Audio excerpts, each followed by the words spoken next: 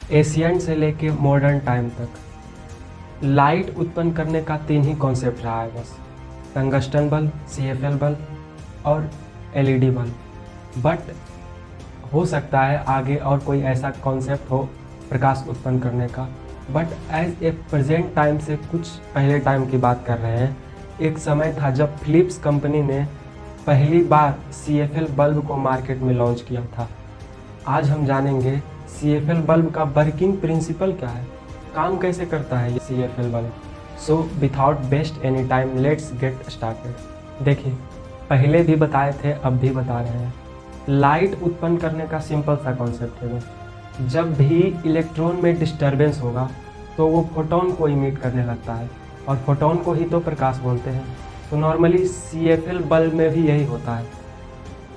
CFL bulb में एक tube होता है, नॉर्मली एक कांच का ट्यूब समझिए, जिसमें दोनों ओर, कांच के दोनों ओर, ट्यूब के दोनों ओर टंगस्टन का फिलामेंट लगा रहता है, और कांच के अंदर लेयर में एक फास्फोरस का कोटिंग यानी लेप लगाया गया रहता है, फास्फोरस का।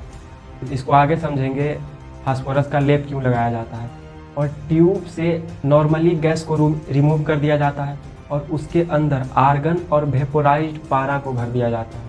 अब यहाँ पे कई लोगों के मन में क्वेश्चन आएगा कि पारा तो नॉर्मल टेम्परेचर पर लिक्विड रहता है, तो ट्यूब के अंदर वेपोराइज्ड पारा आया कहाँ से। तो इसका कोई स्पेसिफिक रीज़न नहीं है। जब बल्ब ग्लो होता है ना, टंगस्टन जब हीट होता है ना, तो उसके पास इतना टेम्परेचर आ जाता है कि पारा को वेपोराइज कर सके, अराउंड 800 से 900 डिग्री सेल्सियस। तो CFL बल्ब काम कैसे एक्चुअल में करता है इसको समझते हैं। CFL बल्ब के बेस में एक सर्किट रहता है। उस सर्किट में ऐसा मैकेनिज्म रहता है ना, जो टंगस्टन के फिलामेंट से फोटोन और हीट को तो इमिट करे ही, प्लस में उससे इलेक्ट्रॉन भी इमिट करे। और जब टंगस्टन से, ट्यूब के टंगस्टन से दोनों ओर से जब इलेक्ट्रॉन इमिट होता है ना, तो यही इलेक्ट्रॉन पारा, वेपोराइज्ड पारा से टकराते हैं, और जब उससे टकराते हैं तो फोटोन इमिट होता है।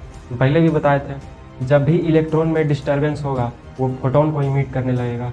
और यहाँ पर भी वही होता है, जब टंगस्टन से निकला इलेक्ट्रॉन वेपोराइज्ड पारा से टकराता है ना, तो वो फोटोन इमिट करने लगता है। इस फोटोन के चलने का फ्रीक्वेंसी ऐसा होता है ना कि होमो सेपियंस को ये नुकसान पहुंचा सकता है, या कोई भी जीव शरीर को नुकसान पहुंचा सकता है।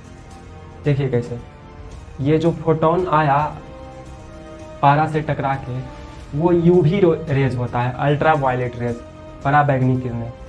नॉर्मल समझिए UV रेज भी फोटोन ही है, प्रकाश भी फोटोन ही है। बस अंतर कहाँ आता है ना, UV रेज में फोटोन के चलने का फ्रीक्वेंसी ऐसा होता है कि वो जीव शरीर को नुकसान पहुंचा सके, जबकि प्रकाश में जो फोटोन है उसके चलने का फ्रीक्वेंसी ऐसा होता है कि उससे कोई नुकसान नहीं पहुंच सकता। वो नॉर्मल एक विजिबल लाइट के रूप में रहता है। बाकी है दोनों इलेक्ट्रोमैग्नेटिक वेव ही है, UV रेज भी इलेक्ट्रोमैग्नेटिक वेव ही है, प्रकाश भी इलेक्ट्रोमैग्नेटिक वेव ही है।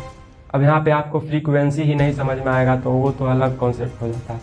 और जब ये UV रेज पूरे ट्यूब में फैल के फास्फोरस हुए कोटिंग से टकराते हैं, जो लेप लगाया गया था ट्यूब के अंदर लेयर में, उससे जब टकराते हैं ना, है ना, तो ये फ्रीक्वेंसी को फिर से चेंज कर देता है, यानी UV रेज के फ्रीक्वेंसी को चेंज कर देता है।